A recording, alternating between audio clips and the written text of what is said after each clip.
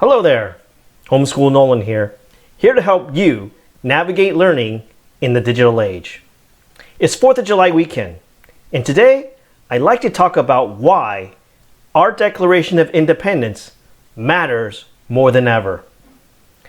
If you follow the news, you probably have the impression that our country is somehow more divided than ever. And this division unfortunately goes beyond Republican versus Democrat. Americans now seem to fundamentally disagree on what America stands for and what the founding principles of this country really are. That's why, as a parent and as a teacher, I believe it's more important than ever that we all study and remember our country's founding document. For how you view America's founding will profoundly shape how you view America today. The Declaration of Independence, in my opinion, is the single most significant founding document of any country in history. The immortal words, "We hold these truths to be self-evident, that all men are created equal," was quite revolutionary for its time, and it continues to serve as a moral compass for all people seeking both liberty and equality today. When Thomas Jefferson wrote those words in the summer of 1776, almost every human being who had ever lived on this earth lived under the rule of a king, emperor, or slave master. But for the first time in human history, a nation was founded based on the principle that no one person is born into this world with the inherent right to rule over another, and that governments derive their just powers from the people and not the other way around. Now, the irony, of course, is that the author of these immortal words, Thomas Jefferson, was a slave owner, as were many of the founding fathers. When the United States was founded, about half the country opposed slavery and the other half defended it. Because of that, there are Americans today who question the true motives and moral principles of this country's founding. This leads us to the question, does the fact that Thomas Jefferson and others were slave owners make the words of our Declaration invalid or irrelevant today? I think it's a fair question, and I think every homeschooling parent and teacher should discuss this question with their students today. But regardless of how you feel on this question, there can be no denying that the people who opposed slavery from the beginning and who fought for freedom and equality have turned to the Declaration of Independence as their moral compass. In the midst of the American Civil War, President Abraham Lincoln, in his Gettysburg Address, turned to the Declaration to remind us why the United States was engaged in a great civil war. He famously began this speech with, "407 years ago, our fathers brought forth on this continent a new nation, conceived in liberty and dedicated to the proposition that all men are created equal." 100 years later, Dr. Martin Luther King Jr., in his famous "I Have a Dream" speech, proclaimed that his dream was, quote, "that one day this nation will rise up and live out the true meaning of its creed. We hold these truths to be self-evident, that all men are created equal." Thomas Jefferson may not have treated everyone equally in his own life, but the Declaration of Independence is a shining example of how one man's words have spoken much louder than his own actions.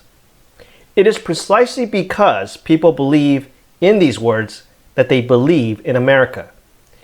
It's the reason why America has and continues to be a beacon of freedom and equality for millions of immigrants from around the world wishing to come to America.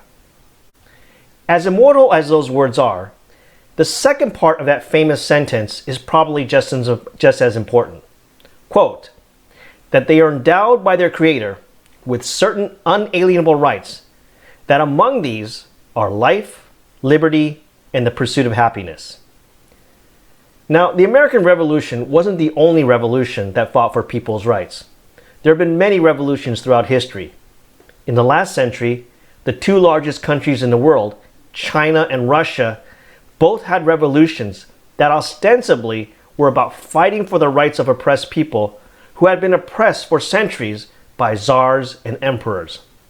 In fact, both of their constitutions also guaranteed certain rights for their people. But both China and Russia turned out very differently after their revolutions as they became communist dictatorships. Perhaps a closer comparison to the American Revolution was the French Revolution, which began in 1789. Ostensibly, the French Revolution seemed very similar to the American Revolution. People who felt oppressed fought to overthrow the rule of a king. In fact, many American leaders, including Thomas Jefferson, enthusiastically supported the French Revolution. But then something went wrong. After King Louis XIV was overthrown, France descended into what has been known as the Reign of Terror, with mob rule, the guillotine, and mass executions. Revolutionaries began fighting counter-revolutionaries. The violence continued until a dictator by the name of Napoleon ascended the throne and became ruler of France. Now, the reasons for the French Revolution turning out differently from the American one are complex. But one important difference between the two revolutions is in their perspective as to where our rights actually come from. While Americans had their Declaration of Independence, the French had their Declaration of the Rights of Man. Article 1 of this document states, "Men are born and remain free and equal in rights." Sound familiar? The difference, though, is in Article 3 of this document, which states, "The nation is essentially the source of all sovereignty, nor can any individual or any body of men be entitled to any authority which is not expressly derived from it." In other words, rights in this document comes from the nation or the state.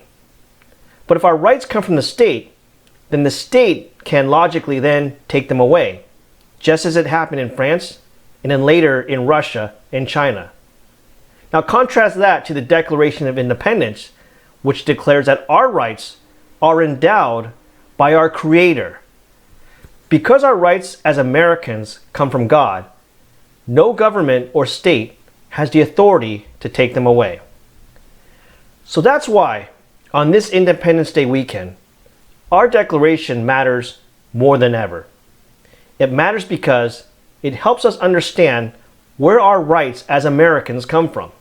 And it matters because it reminds us all of what we all have in common as Americans, that we are all created equal, endowed by a Creator with certain unalienable rights, that among them are life, liberty, and the pursuit of happiness. Thank you for watching. I'll see you next time.